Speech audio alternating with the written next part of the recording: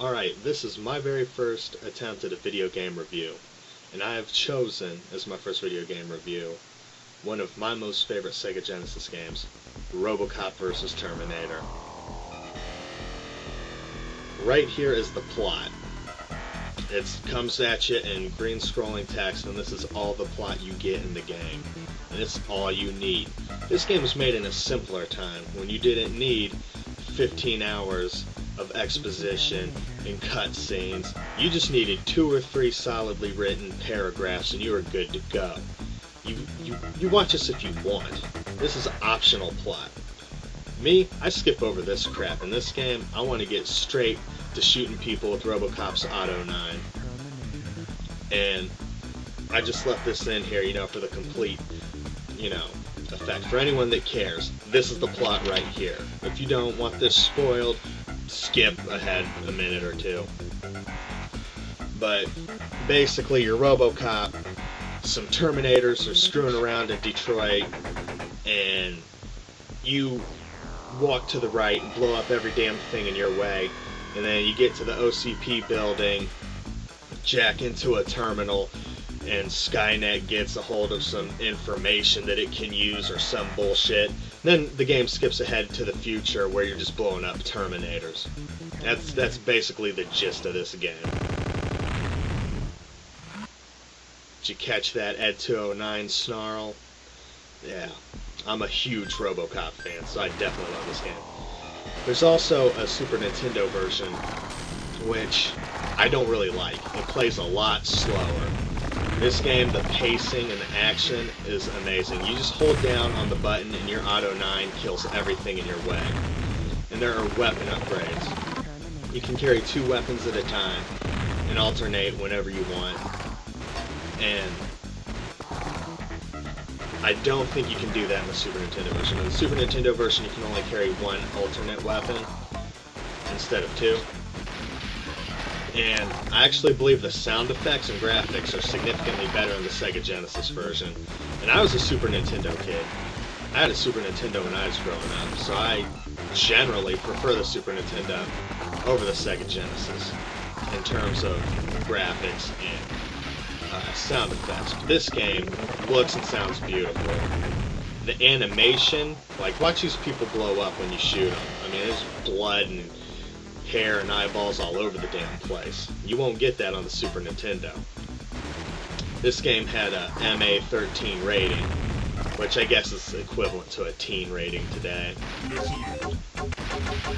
This weapon right here is amazing. Whenever you fire the grenades, every time you change direction on the D-pad, the grenades will follow. So it can be very handy in a lot of situations.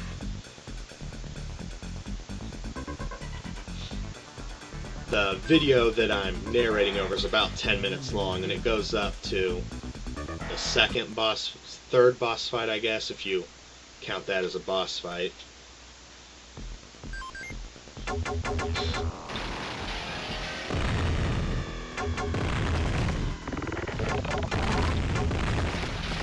But the gameplay in this game, it handles real well. You'll have no problem mastering the controls in 2 seconds. Run, jump, and shoot. What else do you need if you're Robocop?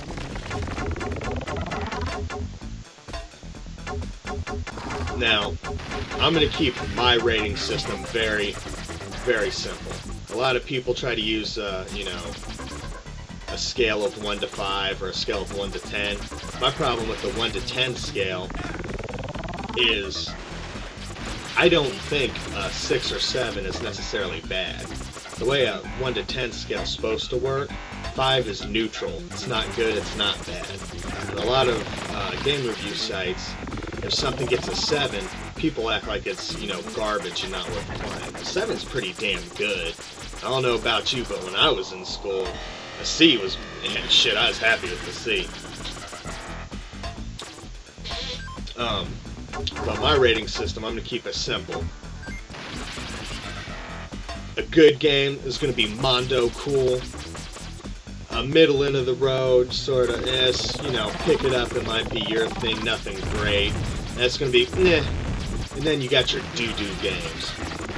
Nobody wants to play a doo-doo game. This game is Mondo Cool. Look at those people. Every time you hit them with the flamethrower, they just burn right up. And it's a good animation of them burning up in flames too.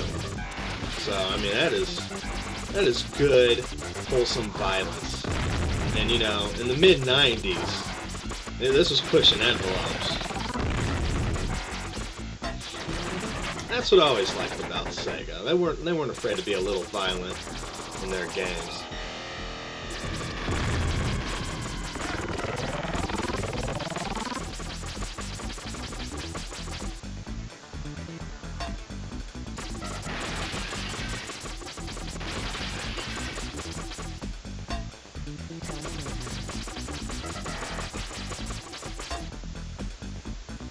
If I did have to complain about anything in this game, it would be this song, and that lady singing Terminator.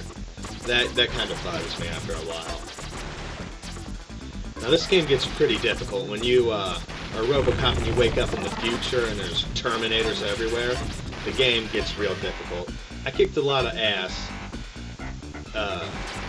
during this video up until the Robocop 2 fight that's coming up at the end of the video. And usually I don't kick that much ass. It's a little surprising because I usually suck at games as soon as I hit record. But I probably played these first 3 levels better than I've ever played them before.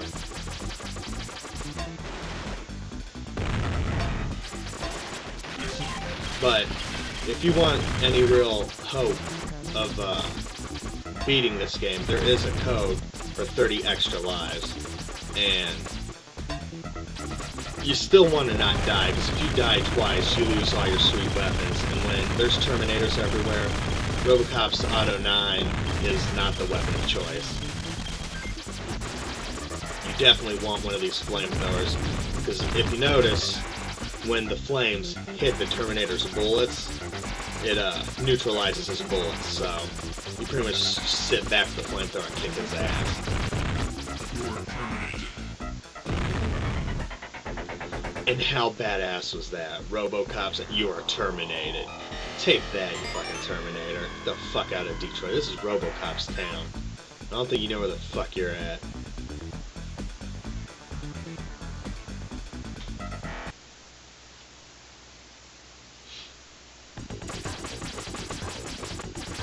See, that's the thing about the Terminators. They're always picking on weak little women in the 1980s. Robocop's fucking with the scum of the earth and fighting other big badass robots.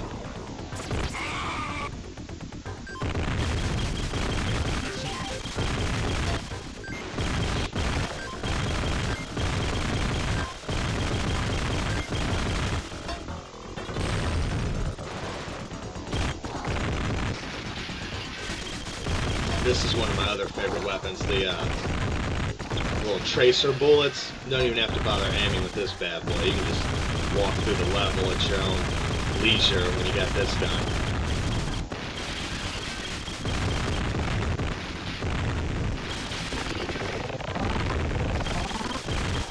Definitely one of my favorite things about this game is the bosses.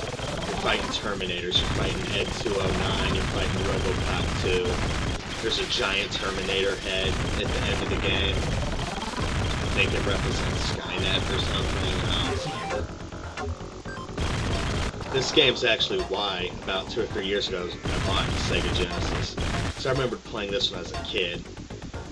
At the time, my brother's girlfriend, now his wife, she bought him a Sega Genesis, and this is one of the games he had. And I'd sit up, like, all night playing this game.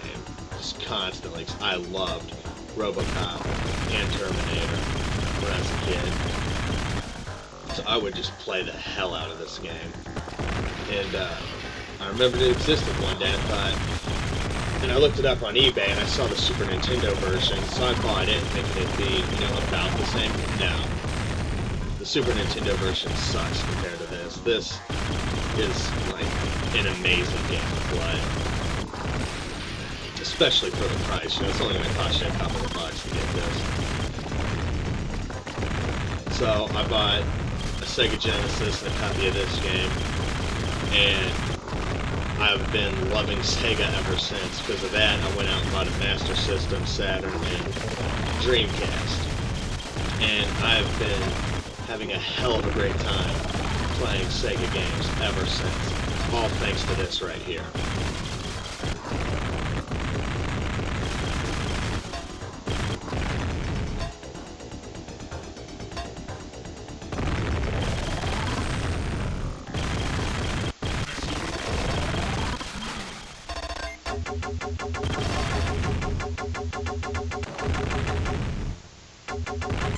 I have never beaten Robocop 2 that fast. So anyway, this is my first review. Thanks for listening to me ramble about this game. I might make more, I might not. Let me know what you think of it.